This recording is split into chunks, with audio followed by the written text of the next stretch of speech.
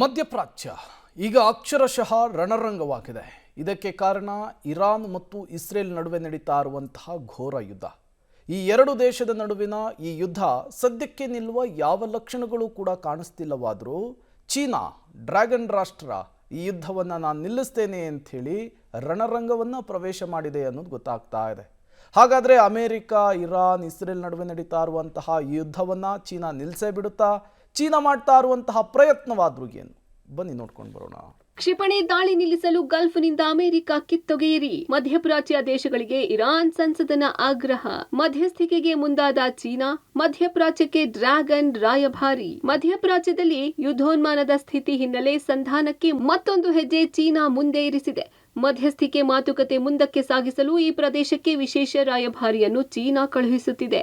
ಈ ರಾಯಭಾರಿ 3 ದೇಶಗಳ ಜೊತೆಗೆ ಮಾತುಕತೆ ನಡೆಸಿ ಪರಿಸ್ಥಿತಿ ತಿಳಿಗೊಳಿಸುವ ಪ್ರಯತ್ನ ಮಾಡಲಾಗುತ್ತೆ.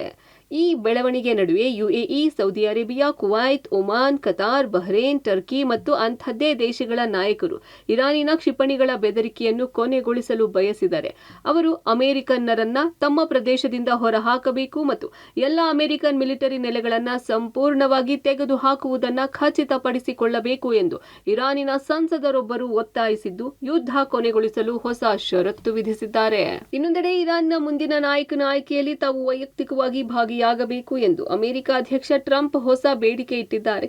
ಸಂದರ್ಶನವೊಂದರಲ್ಲಿ ಮಾತನಾಡಿದ ಅವರು, ಆಯಾತ್ ಒಲಾ ಅಲಿ ಖಮೇನಿ ಅವರ ಪುತ್ರ ಮೊಜ್ತಬಾ ಅವರನ್ನ ತಮ್ಮ ಉತ್ತರಾಧಿಕಾರಿಯನ್ನಾಗಿ ಮಾಡುವ ಕಲ್ಪನೆಯನ್ನ ಒಪ್ಪುವುದಿಲ್ಲ ಎಂದು ಹೇಳಿದ್ದಾರೆ. ಇರಾನ್ ದೇಶಕ್ಕೆ ಶಾಂತಿ ಮತ್ತು ಸಾಮರಸ್ಯವನ್ನು ತರಬಲ್ಲ ನಾಯಕನ ಅಗತ್ಯವಿದೆ.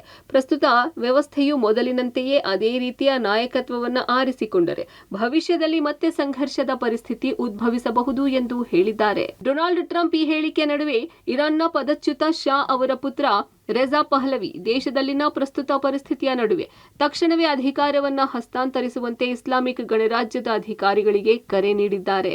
ಇರಾನ್ಗೆ ಭಾರತದ ನೆರವು. ಐಆರ್ಐಎಸ್ ದೇನಾ ಸಹಾಯಕ್ಕೆ ನೌಕಾಸೇನೆ. ಇರಾನ್ ಯುದ್ಧ ನೌಕೆ ಐಆರ್ಐಎಸ್ ದೇನಾ ಮೇಲೆ ಅಮೆರಿಕ ದಾಳಿ ಬಳಿಕ ನೆರವು ನೀಡುವಂತೆ ಇರಾನ್ ಭಾರತಕ್ಕೆ ಮನವಿ ಮಾಡಿತ್ತು. ಮನವಿಗೆ ಸ್ಪಂದಿಸಿದ ಭಾರತ ಶೋಧ ಮತ್ತು ರಕ್ಷಣಾ ಕಾರ್ಯಾಚರಣೆಗಾಗಿ ಐಎನ್ಎಸ್ ತರಂಗಿಣಿಯನ್ನು ನಿಯೋಜನೆ ಮಾಡಿದೆ. ಜೊತೆಗೆ ಐಎನ್ಎಸ್ ಇಕ್ಷಾಕ್ ಅನ್ನ ನಂತರ ನಿಯೋಜಿಸಲಾಗಿದ್ದು, ಹಡಗು ಧ್ವಂಸಗೊಂಡ ಸಿಬ್ಬಂದಿಗೆ ಮಾನವೀಯ ಕ್ರಮವಾಗಿ ಕಾಣೆಯಾದ ಸಿಬ್ಬಂದಿ ಹುಡುಕಾಟಕ್ಕಾಗಿ ನೆರವು ನೀಡಲಾಗುತ್ತಿದೆ ಎಂದು ಭಾರತೀಯ ನೌಕಾಪಡೆಯಿಂದ ಮಾಹಿತಿ ನೀಡಿದೆ. ಮಧ್ಯಪ್ರಾಚ್ಯದಲ್ಲಿ ಸಂಘರ್ಷ ಮುಂದುವರಿದ ಬೆನ್ನಲ್ಲೇ ಪ್ರಧಾನಿ ನರೇಂದ್ರ ಮೋದಿ ಫ್ರಾನ್ಸ್ ಅಧ್ಯಕ್ಷ ಎಮಾನ್ಯುಯಲ್ ಮ್ಯಾಕ್ರಾನ್ ಅವರೊಂದಿಗೆ ಮಾತನಾಡಿದ್ದಾರೆ. ಈ ಬಗ್ಗೆ ಮಾಹಿತಿ ಹಂಚಿಕೊಂಡಿರುವ ಮೋದಿ, ಪಶ್ಚಿಮ ಏಷ್ಯಾದಲ್ಲಿ ವೇಗವಾಗಿ ಬೆಳೆಯುತ್ತಿರುವ ಪರಿಸ್ಥಿತಿಯ ಬಗ್ಗೆ ಇಬ್ಬರು ನಾಯಕರು ಚರ್ಚಿಸಿದ್ದೇವೆ. ಪ್ರಸ್ತುತ ಬಿಕ್ಕಟ್ಟನ್ನ ಸಂವಾದ ಮತ್ತು ರಾಜತಾಂತ್ರಿಕತೆಯ ಮೂಲಕ ಮಾತ್ರ ಪರಿಹರಿಸಬಹುದು ಎಂದು ಹೇಳಿದ್ದಾರೆ. ವಿದೇಶಾಂಗ ಸಚಿವ ಎಸ್ ಜೈಶಂಕರ್ ರಾಜತಾಂತ್ರಿಕ ಸಂಬಂಧಗಳನ್ನು ತೀವ್ರಗೊಳಿಸಿದ್ದಾರೆ. ಇರಾನಿನ ವಿದೇಶಾಂಗ ಸಚಿವ ಸೈಯದ್ ಅಬ್ಬಾಸ್ ಅರಕ್ಚಿ ಅವರೊಂದಿಗೆ ದೂರಸಂಪರ್ಕ ಸಭೆ ನಡೆಸಿದ್ದಾರೆ. ಒಮಾನ್ ವಿದೇಶಾಂಗ ಸಚಿವ Syed Badr bin Hamad bin ಹಮೌದ್ ಅಲ್ ಬುಸೈದಿ ಅವರೊಂದಿಗೆ ಮಾತನಾಡಿದ್ದಾರೆ. ಪಶ್ಚಿಮ ಏಷ್ಯಾದಲ್ಲಿನ ಪರಿಸ್ಥಿತಿ ಮತ್ತು ಈ ಪ್ರದೇಶದಲ್ಲಿ ಹೆಚ್ಚುತ್ತಿರುವ ಉದ್ವಿಗ್ನತೆಯ ಬಗ್ಗೆ ಚರ್ಚಿಸಿದ್ದಾರೆ.